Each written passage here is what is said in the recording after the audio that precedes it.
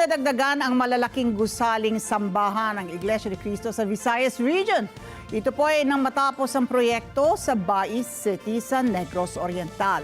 Alamin po natin ang reaksyon ng mga residente roon sa report na ito.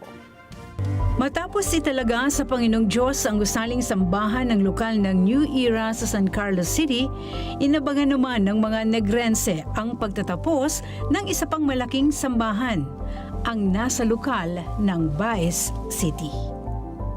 Dito namin nakilala si Nanay Carmen, na karaniwang nagpapalipas ng oras sa labas ng kanilang tahanan, kung saan niya nasasaksihan ang ginagawang malaking proyektong ito ng Iglesia ni Cristo. Mabilis ang mga trabante kasi mayroon akong mga kaibigan dyan nagtrabaho. Minsan dito rin sila magpupunta sa amin, makikwentuhan kahit Iglesia ni Cristo o born again ako. Naabutan pa ni Nanay Carmen ang dating kapilya ng Iglesia ni Cristo sa lugar.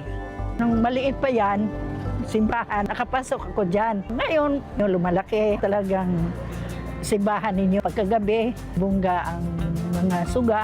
Titingin-tingin lang kami, ganyan. Sabi ko, ang bilis naman, ilang buwan lang, no? Talagang yung pagtanong ko sa yung kapatid na taga-iglesia, ilang buwan yan yung trabaho ninyo. Ang bilis talaga. Bilis kasi kanya-kanya man silang departamento. Tingin ko sa kanila, kanya-kanya sila trabaho. Mga trabador, sila, trabahante talaga.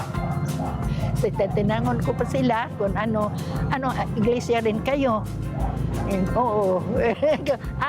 Ganyan pala, no? Lahat taga-iglesia may trabaho dyan. Mabait man sila, tsaka, trabaho. Dahil sa patuloy na pagdami ng mga kaanib sa Iglesia ni Cristo sa dakong ito, nangangailangan na rin ng mas malaking gusaling sambahan. Kaya mula sa dating kapilya na may 200 seating capacity, ang bagong gusaling sambahan ay kayang tumanggap ng humigit kumulang 750 katao. Sa lugar ding ito nagtatrabaho bilang welder si Tatay Reynaldo, na agad napansin ang bilis at ganda ng pagkakatayo ng gusaling sambahan. Para na ako, maganda. Pinakamagandang simbahan dito. Pinakamabilis para sa akin paggawa. Talagang matibay at saka maganda. Pinananabikan ng mga kaanib sa Iglesia ni Cristo ang nakatakdang pagtatalaga ng bagong gusaling sambahan. Ang kahalagahan po ng gusaling sambahan na doon natin isinasagaw ang paglilingkod at pagsamba ng nakapagbibigay ng kapurihan at kaluwalhatian sa Kanya. Dito po namin na idudulog sa Panginoong Diyos ang lahat po ng suliranin at mga problema na dumarating sa aming buhay po. Lubos po akong nagagalak sa kaganapang ito. Ito ay malaking biyaya po. Matatagpuan sa Aglipay Street, Poblacion 2, ang bagong gusaling sambahan ng Iglesia ni Cristo.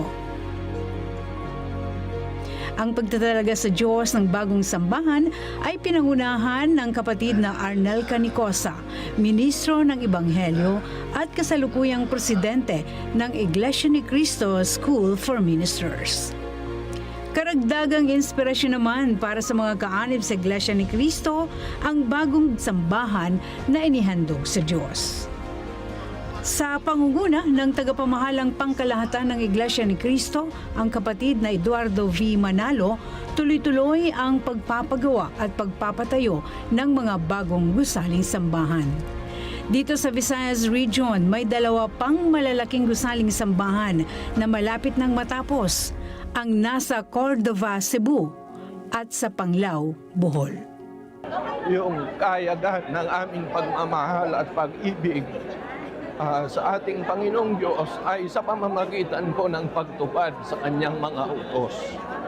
At ang isa po sa utos ng ating Panginoong Diyos ay ipagtayo siya ng bahay o gusaling sambahan na ito po ay nakalulugod at nakaluluwalhati sa Kanya. Laila Tumanan, para sa Mata ng Agila, matatag, matapang, matapat.